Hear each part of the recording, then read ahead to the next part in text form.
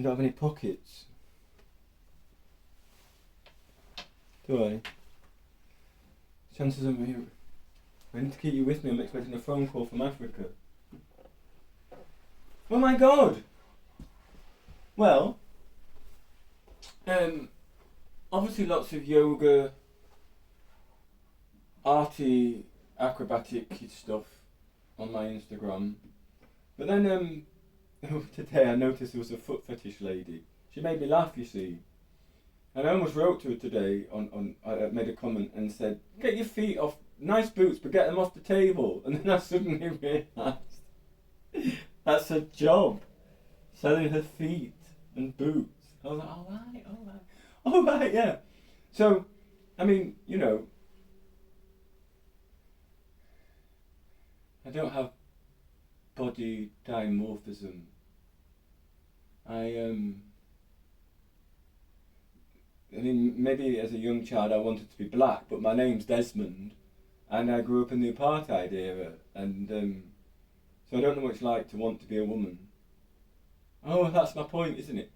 I seem to have been blocked from, I'm not an ally to the trans community. I find that ridiculous, actually. People thought I was trans before people knew what trans was. Quite the surprise when you can't get into the toilet.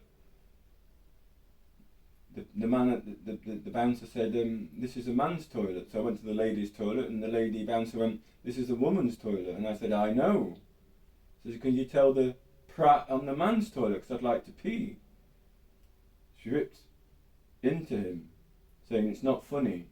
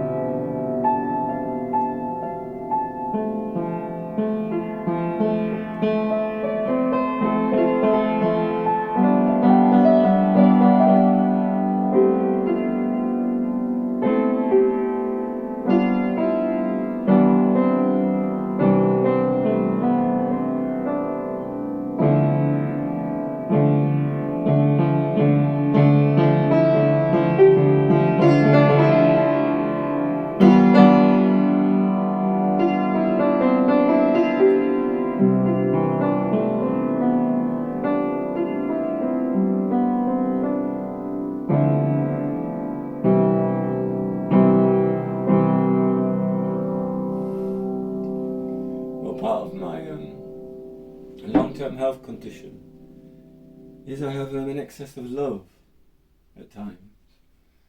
And I couldn't help thinking that the trans community, of which, well, actually, I saw Paris is Burning, which I know is much maligned now because of the financial ramifications afterwards, and because it's a certain microscopic view of a certain.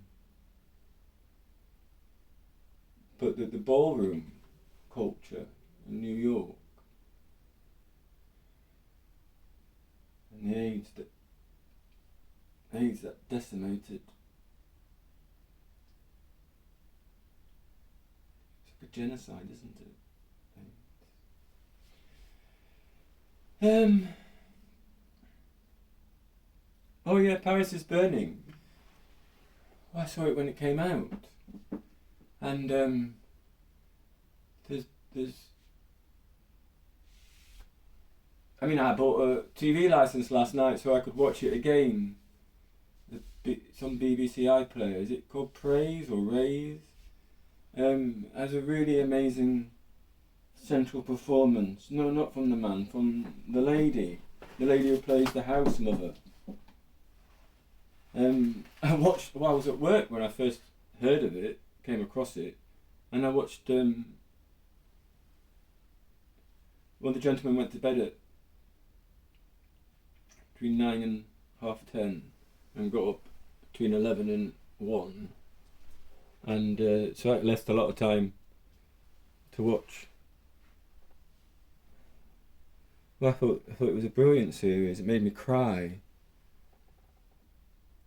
But the thing about Paris is Burning, it's a documentary about people who can't. So say they have like a runway competition, and it glamorises it in the movies and stuff. The original is much more like a church hall. But the people, well, the fan. Anyway.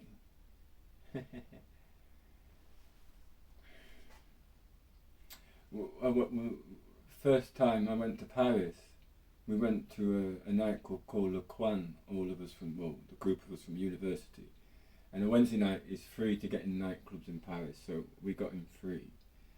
And we arrived, and I walked towards into this room to where saw a bar, and it looked nice. And I got to the bar and I looked around, and I'm by myself. And about an hour, you could go actually from this bar, you could go out onto the stage. Well, a guy was dancing really poorly at the front, so I held him out of the way, which I don't normally do. But I had a hologram on my t-shirt, and if I stood in the middle, then the light shone on it, and it went out, and the people were dancing in the hall liked it. And it was only, I was clean shaven. It was 1996. I was